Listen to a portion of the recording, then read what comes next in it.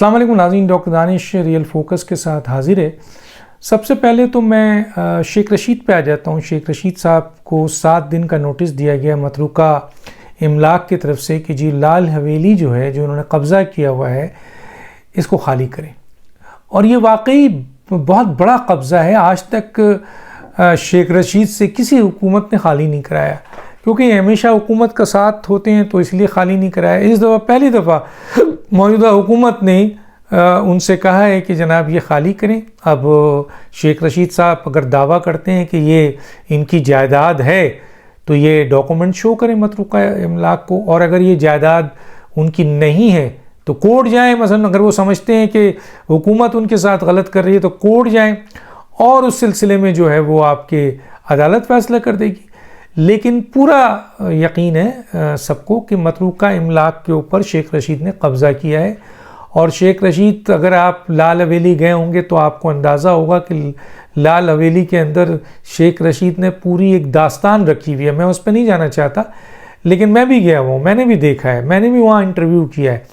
तो बहरहाल शेख रशीद पकड़े गए हैं और FIA कि जो है इनके ख़िलाफ़ एक तरफ इन्वेस्टिगेशंस कर रही है, और फिर इस मतरूका इमलाक को इतने अरसे तक नाजायज़ कब्ज़ा किया है, इसके ऊपर भी एक्शन होने वाला है। इनके फार्म हाउस हैं, उसके ऊपर सुना है कि वो भी फार्म हाउस जो हैं वो इल्लीगल हैं, और वो उसकी ट्रांजैक्शंस के हवाले से लोग जो बहुत अहम तरीन इदारा है FIA वो मालूमात ले रहा है। तो इस वक्त शेख रशीद साहब जो हैं बुरी तरीके से जो है वो हुकूमत के आ गए। ये वही शेख रशीद हैं जो आपको पता है पिछले कई दिनों से इमरान खान को चढ़ा रहे हैं कि चढ़ाई कर दो, लॉन्ग मार्च कर दो, पाकिस्तान को तबाह कर दो, पार्लियामेंट को आग लगा दो। और उसके बाद जिस थाली में खाते थे, जिसकी वजह से इनको रिस्क मिलता था, जिसकी वजह से इनकी मिनिस्ट्री थी, जिनकी वजह से इनकी सियासत थी, यानी गेट नंबर 4, उस गेट नंबर 4 ने जब ठुडे मार के इनको निकाल दिया तो उसके बाद अब ये गेट नंबर 4 के मुखालिफ हो गए और इमरान खान के साथ खड़े होकर अपने इस अहम तरीन इदारों को, जिसने इनको इस मुकाम तक पहुंचाया है, उसको गालियां दे रहे हैं। बहरहाल अभी पिछले दिनों उन्होंने इस बात को माना कि गेट नंबर 4 ने इमरान खान समेत हम सबको, यानी उन समेत इमरान खान को और फवाद चौधरी और सबको जो है वो ठुडे मार के निकाल दिया है और एब्सोल्युटली नॉट का बोर्ड लगा दिया। हालांकि ये बहुत दफ़ा कोशिश कर रहे हैं, बहुत जल्दी इनका भी क्या कहते हैं वो जो है सॉफ्टवेयर अपडेट होने वाला है, क्योंकि आज़म स्वाति के बाद अब सुनने में आ रहा है कि फवाद चौधरी और शेख रशीद टारगेट हैं, टॉप लिस्टों में से हैं। दूसरी तरफ इमरान खान लॉन्ग मार्च करना चाह रहे हैं। मुझे हैरत है इस हुकूमत के ऊपर कि ये हुकूमत के नुमाइंदे आते हैं और आने के बाद जो प्रेस कॉन्फ्रेंस करते हैं उसमें इमरान खान को खुद हीरो बना देते हैं।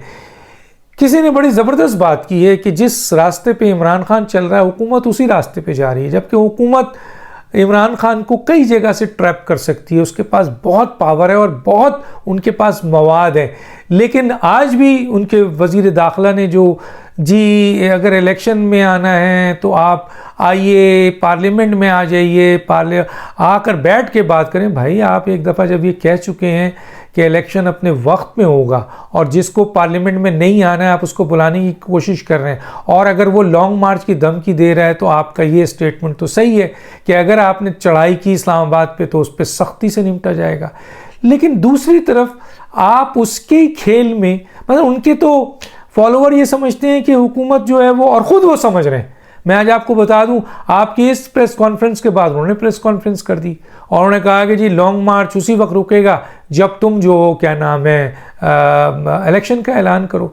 सवाल ये है कि आप अगर आज इनके इस दबाव पे इलेक्शन का ऐलान करते हैं तो कल इस दबाव पे क्या होगा।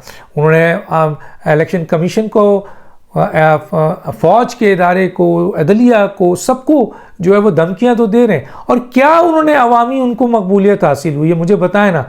8 सीट इमरान खान की जो जीती हुई थी उसमें से 2 सीटें पीपल्स पार्टी ले गई, यानी PDM ले गई, तो 6 सीटें इन्होंने बचाई हैं। इस पे इनको मातम करना चाहिए। भैया ये आपकी सीट थी, आपके लोग इसमें जीते थे, आपके कारकुन जीते थे, और उसके बाद इस इलेक्शन में आपने अपनी वो सीट बचा ली क्योंकि ये एरिया आपका था, आपके वोटर हैं यहाँ, आपने मार्जिन से ये इलेक्शन जीता हुआ है, लेकिन उसके बावजूद 2 जगह पे आपको शिकस्त हो गई। मैंने तो ये कहा था कि अगर एक सीट पे भी आपको शिकस्त हुई है तो आपको शर्मिंदगी होनी चाहिए।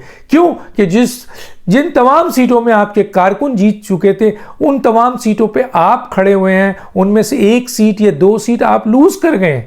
तो आपको तो शिकस्त के तहत रंजीदा होना चाहिए।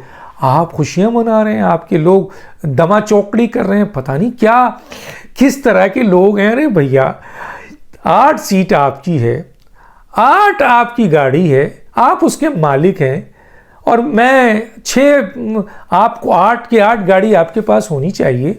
2 गाड़ी मैं उठा के ले आता हूं, तो मैं तो हूं ना, मैं हुआ बड़ा बदमाश। मैंने ज़्यादा बेहतर कारकर्दगी की कि आपके 8 सीट में से 2 सीट जीत ली, और ऊपर से पीपल्स पार्टी ने, अब्दुल हकीम बलोच ने आपको हराया।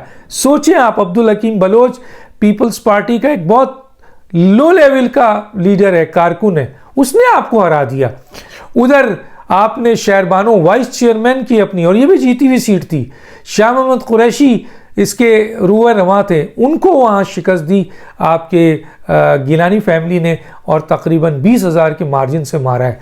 तो किस बात की खुशी, किस बात की खुशी है, ज़रा बता दें।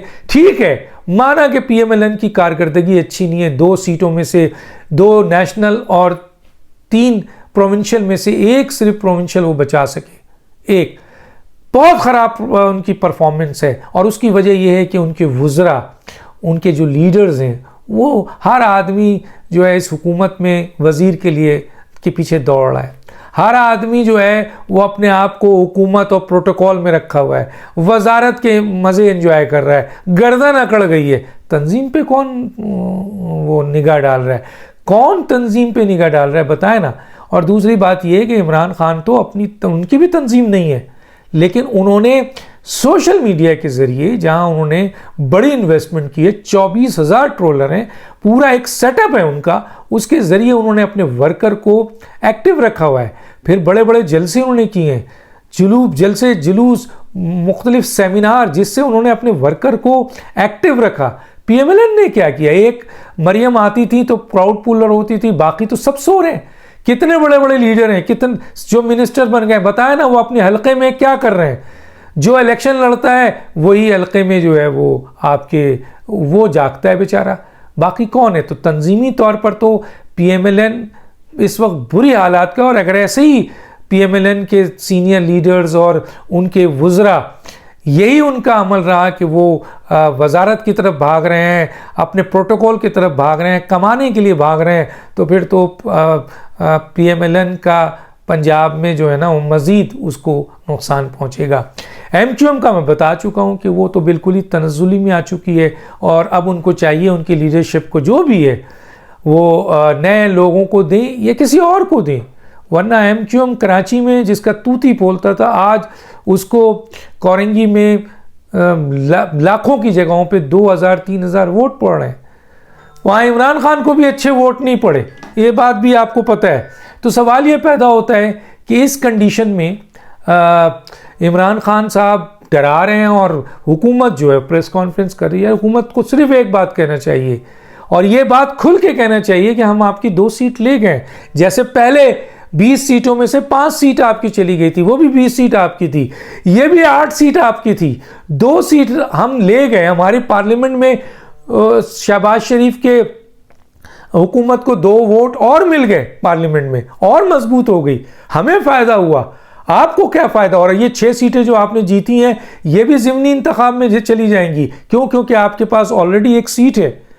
तो ये बताना चाहिए, और इस बताने के साथ साथ उनको ये भी कहना चाहिए कि आपको लॉन्ग मार्च करना है, आइए, जहां तक इलेक्शन है वो अपने वक्त पे होगा जी। पार्लियामेंट में आए जी, आप बातचीत पे आए, टेबल पे। अरे भैया, एक आप खुद कहते हैं कि वो जमात माफिया है, आप खुद कहते हैं कि वो इस काबिल नहीं है, तो फिर ये आपका इंटीरियर मिनिस्टर क्या रोना रो रहा है, मौजूदा हुकूमत क्या रोना रो रही है?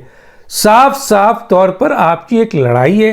वो अपने इस ताकत को, जिसको वो समझते हैं कि अवामी उनको पजीराई है और अवाम निकलेगी और छा जाएगी, और अगर आप वाकई उनके इस बयान से डर रहे हैं तो फिर ठीक है, और अगर आप समझते हैं कि ये उनका एक बयान है और अभी भी 8 सीटों में से उनको 6 सीट मिली है, गोया उनकी मकबूलियत में कमी आई है, तो फिर क्यों घबरा रहे हैं? तो लॉन्ग मार्च होने दें।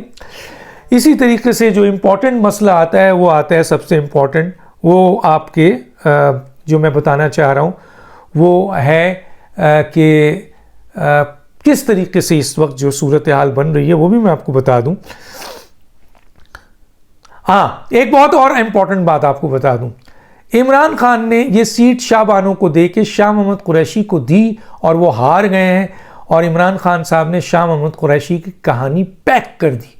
वो पहले ही शाह मोहम्मद कुरैशी को नापसंद करते थे, उन्हें पता था कि शाह मोहम्मद कुरैशी उनके लिए गड्ढा खोदते रहते हैं, वो कभी भी उनको पसंद नहीं करते थे।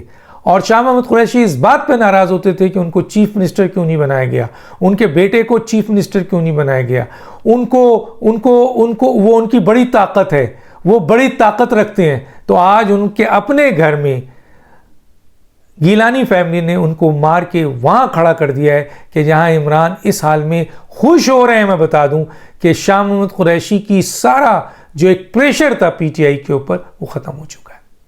ये बहुत बड़ी मैं बता दूं न्यूज़ दे रहा हूं कि शाह मोहम्मद कुरैशी की इस हार से इमरान खान जो मजबूर थे, उनकी मजबूरी की चूड़ी टूट गई है, और इमरान खान अब ऊपर आएंगे और शाह मोहम्मद कुरैशी नीचे जाएंगे। दानिश को याद दीजिए। अल्लाह हाफिज़।